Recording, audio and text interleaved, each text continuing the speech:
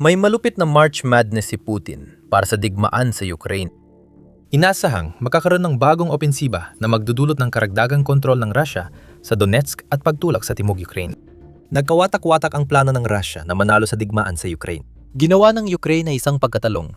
Tatapos sa digmaan ng planong iyon, kaya napahiya si Putin dahil ang Marso na opensiba na inaasahang panalo ay naging malaking kabiguan at hindi man lang nasimulan. Noong Marso 16, muli na talumpati si Pangulong Volodymyr Zelensky ng Ukraine sa kanyang mga kababayan sa gabi. Magandang balita. Sabi ni Zelensky, naging epektibo ang mga pagsisikap at kontra-atake ng Ukraine sa unang 2.5 buwan ng 2026, kaya nabigo ang plano ng Russia na maglunsad ng opensiba ngayong tagsibol. Tatalakay natin sa loob ng ilang minuto kung anong nais makamit ng Russia sa opensibang ito at kung ano ang ginawa ng Ukraine para pigilan ito. Una, narito ang mga pahayag ni Zelensky. Bagamat tuloy-tuloy ang mga pag-atake at nagpapatuloy ang mga pagsalakay, hindi ganon kalakas ang tindi ng mga pagsalakay at ang lawak ng labanan kumpara sa pinlano ng mga Ruso at ipinangako ng kanilang komander sa pamunuan ng politika ng Russia. Ayon kay Zelensky sa mga mamamayang Ukrainian. Dalawang mahalagang punto. Ang naantalang opensiba ay hindi ibig sabihin na walang opensiba dahil patuloy pa ring sumusubok umatake ang Russia at muli na namang nabigo ang mga puwersa ni Putin sa mga layunin ng Kremlin. Nagagalit si Putin sa nangyayari at tiyak na magrereklamo siya sa tagumpay ng estratehiya ng Ukraine sa pagpigil ng opensiba. Kaya napilitan ng Russia gumamit ng mga taktikang paglusot na ginamit nila noong 2025. Binanggit din ito ni Zelensky isang araw bago ang kanyang talumpati noong Marso 16 habang kinakausap ang mga mamamahayag sa Ukraine. Sabi ng Kyiv Post, sinabi ng presidente ng Ukraine na bigo ang Russia na umusad gamit ang armored vehicles, kaya napilitan si Putin magpadala ng maliliit na grupo para lumusot sa teritoryo ng Ukraine. Kasabay nito, muling umasa ang Russia sa mga pag-atake sa harapan, na nagresulta sa mahigit 1.28 milyong kaswalti mula nang magsimula ang pananakop. Ang kampanya ng tagsibol, ayon sa plano, ay nalunod niyang tagsibol para sa mga Ruso. Hindi sila nakapagabante, sabi ni Zelensky sa mga mamamahayag bago idinagdag na. Gumagawa sila ng mga opensibang aksyon pero pare-pareho lang. Hindi sila makalusot kahit saan. Sinusunog namin ang kanilang mga kagamitan. Walang nangyari ayon sa plano ng Russia. Ang mga sinunog na kagamitan ay para sana sa bagong paglusog. Maraming sundalo at infiltrator ang namamatay dahil sa depensa ng Ukraine gamit ang drone, na sana'y naging bahagi ng opensibang magpapabago sa lahat para kay Putin na yung tagsibol. Magiging malakas ang Russia, mahina ang Ukraine, at sa dulo ng tagsibol, makakamit ng Russia ang mga kailangan nito sa Ukraine para makuha ang maksimalist na kasunduang pangkapayapaan na gustong makuha ni Putin simula ng negosasyon. Mahusay na kontra-estratehiya ng Ukraine ang nagdulot ng pinsala. Manatili para malaman kung bakit. Bago natin talakay ng ginawa ng Ukraine, pag-usapan muna natin kung anong balak gawin ng Russia ng tagsibol. At ito ay magiging malaki. May mga bulong-bulungan tungkol sa opensiba ng Russia na magsisimula mula Marso na lumitaw noong simula ng Pebrero. At may mga ulat na nagsasabing balak ng Russia na maglaan ng 100,000 sundalo para sa isang opensiba sa timog silangan ng Ukraine. Plano ng Russia na ihanda ng kanilang tropang nakadestino sa mga rehiyong iyon ang sitwasyon ngayong tagsibol. At pagdating ng tag-init, 100,000 sundalo ang sasalakay sa depensa ng Ukraine para sakupin ang malalawak na teritoryo. Iyon ang pangunahing ideya. Pagsapit ng kalagitnaan ng Marso, may ilang senaryong iminungkahi para sa opensiba ngayong tagsibol at tag-init. Balak ng Rusya na umatake sa Zaporizhia front sa timog para pilitin ang Ukraine na magpadala ng tropa roon imbis na gamitin sa pagdepensa sa Donetsk. Kung pag-uusapan ng Donetsk, dapat sinabayan ng pag-atake pasilangan sa Slovyansk-Kramatorsk axis ang pagsulong sa Zaporizhia. Magbibigay daan sa puwersa ni Putin na magpwesto para sa pag-atake sa mga lungsod at sa Donetsk Fortress Belt. Dapat bumagsak yon para tuluyang angkinin ng Russia ang Donbas na maraming taon ng gustong-gusto ni Putin. Ang mga opensibang ito na planang gawin sa dulo ng tagsibol hanggang tag-init ay dapat suportahan ng tropa ng Russia sa pagbuo ng buffer zone sa pamamagitan ng paglusob sa DNYT Propetrovsk Oblast. Sana ay napayagan nito ang Russia na gumawa ng buffer zone sa Oleksandrivsk axis na parang junction ng Dnipropetrovsk at Zaporizhia. Sa pamamagitan ng buffer na yon, maaring mapigilan ng Russia ang anumang suporta na susubukang ipadala ng Ukraine papuntang Zaporizhia at posibleng papuntang Donetsk sa pamamagitan ng Dnipropetrovsk. Kaya masisiguro na hindi magiging komplikado ang mga pangunahing paglusob ng Russia dahil sa mga pag-atake ng Ukraine sa iba't ibang panig. Maganda ang plano ng Russia, pero hindi nila inisip na hindi basta susuko ang Ukraine at hahayang magtagumpay ang estratehiya ng Russia. Hindi rin isinama sa plano ang isang pangyayari noong unang bahagi ng Pebrero na sumira sa lahat ng plano ng mga military strategist ng Kremlin. Naglabas sila ng whitelist at pinindot ni na Elon Musk at SpaceX ang switch. Biglang nawalan ng access ang Russia sa Starlink na ginagamit nila sa pamamagitan ng mga illegal na terminal na di naman dapat napunta sa kanila. Kasabay ng pagkawala ng Starlink ay nagkaroon ng ganap na pagkasira ng komunikasyon sa buong hanay ng Russia at lalo itong naramdaman sa rehiyon ng Dnipropetrovsk kung saan ang mga Russian infiltrator ay desperadong sinusubukang panatilihin ang kanilang mahina at maluwag na kontrol sa mga teritoryo sa pagitan ng mga gray zone ng sinakop na Ukraine at ng mga lugar na mahigpit na hawak ng Ukraine. Naging mitsa ang pagsasara ng Starlink kaya nakakontra-atake ang Ukraine at napigilan ng opensiba ng Russia ngayong tagsibol sa loob ng halos isang buwan. Dumating ang kontra-atake ng mabilis at walang awa. Agad nabawi ang malalaking bahagi ng teritoryong mahalaga sana sa opensiba ng Russia ngayong tagsibol. Lumaban ang Ukraine at nabawi ang mga baryo sa Zaporizhia at Dnipropetrovsk. Paulit-ulit na nabigo ang mga pagtitipon ng tropang Ruso sa mabilis na mga kontra-atake, habang ang mga grupo ng paniniktik ni Putin na mahina na nga ay nagkakagulo na para mga manok na pugot ang ulo, habang sinusubukan nilang ipagtanggol ang kanilang sarili laban sa kalaban. Hindi nila napansin ang paparating at wala silang kontak sa mga taong makakatulong. Noong Marso 10 nabawi ng Ukraine ang 400 kilometrong kwadrado o 100 at 54 na milya kwadrado ng teritoryo mula sa Russia sa pinakamalaking matagumpay nilang kontra-attack mula kontra-opensiba noong 2023. Hindi pa nakakabawi ng ganito kalaking teritoryo ang Ukraine mula nang simula ng kontra-invasyon sa Kursk Oblast, Russia, na nagbunsod ng pagkawala ng mahigit 63,000 sundalo ni Putin, kabilang ang maraming North Korean na ipinadala para depensa. Nakakahiya rin para kay Putin ang kontra-atake ng Ukraine noong 2026. Hindi lang ito ang nabigong paghanda ng Russia, habang binigo ng Ukraine ang mga plano nila ngayong tagsibol. Habang nabigo ang planong buffer zone ng Russia dahil sa kontra-atake ng Ukraine at nabawi ang karamihan sa mga tagumpay ng puwersa ni Putin sa Dnipropetrovsk nitong taglamig, umatake rin ang Ukraine sa likod ng Russia. Huwag mag-isip ng iba, mga kaibigan. Ibig naming sabihin, gumamit na ang Ukraine ng mid-range drone para dagdagan ng pag-atake sa mga base militar ng Russia sa sinakop na teritoryo. Lalo pang napapahina sa command at control center, doon nahirap na dahil sa pagka-shutdown ng Starlink. Kadalasan, ang ganitong mga atake ay tinatarget ang mga nasa 20 hanggang 100 at 20 kilometro o 12 hanggang 75 milya sa likod ng labanan. Dati, hirap ang Ukraine tanggalin ng ganitong targets.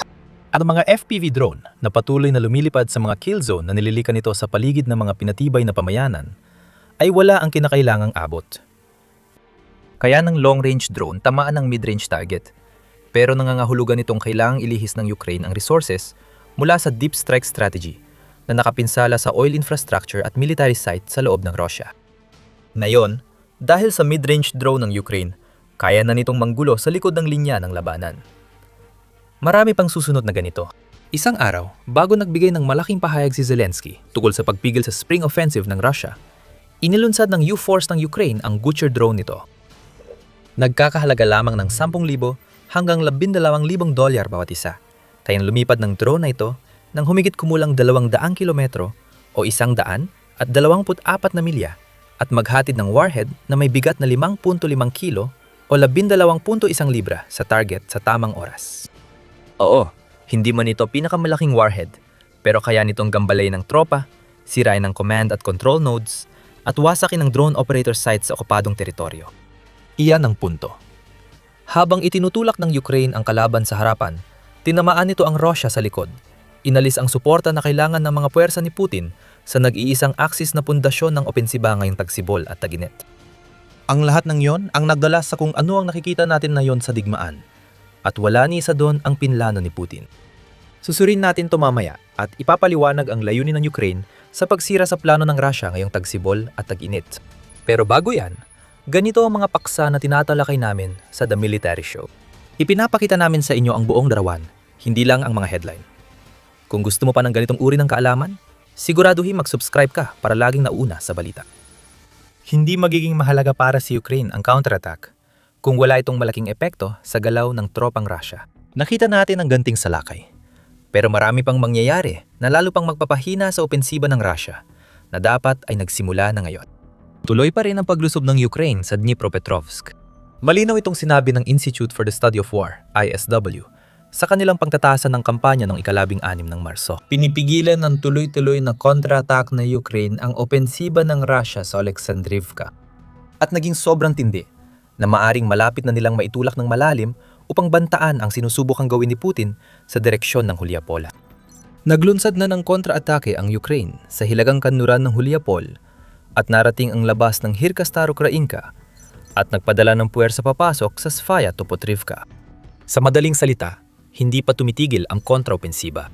Ang sabi ni Zelensky tungkol sa pagtigil ng opensiba ngayong tagsibol ay hindi ibig sabihin na nagpapahinga na ang puwersa ng Ukraine at mukhang unti-unti na nilang sinusubukang palibutan ng Huliapola para marahil palayain din ito. Tungkol naman sa Russia, napabagan na ito sa pag-usad na umaabot lamang sa 1.2 kilometro o 0.74 na milya kada linggo sa Huliapola Axis, ayon sa ulat ng ISW. Tandaan, nawawalan ng Russia ng 900 hanggang 1,000 sundalo kada araw. Kaya sa ganitong mabagal na pag-usad, umaabot sa 7,000 sundalo ang nawawala kada linggo. Hindi ganito dapat ang opensiba. At ang laki ng mga kawalang ito ay nagdudulot ng mas maraming problema kay Putin. Partikular, ang mga reserbang naipon ni Putin para suportahan ng opensiba ngayong tagsibol at taginit ay naubos dahil sa mga pagsubok ng Russia na tumugon sa lahat ng ginagawa ng Ukraine.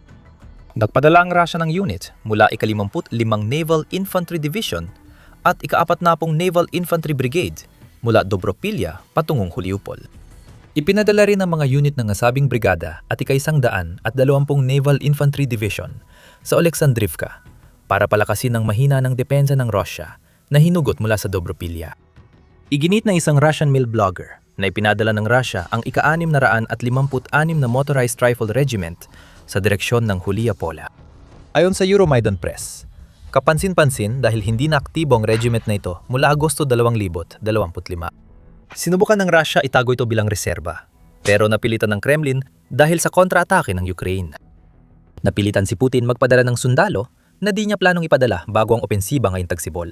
Pinapapadala rin niya ang mga ito sa depensa imbes na opensiba. At ang masama para kay Putin, natatalo pa rin ang mga reserbang yon. Di namin alam kung alam pa ni Putin ang ibig sabihin ng opensiba ngayon.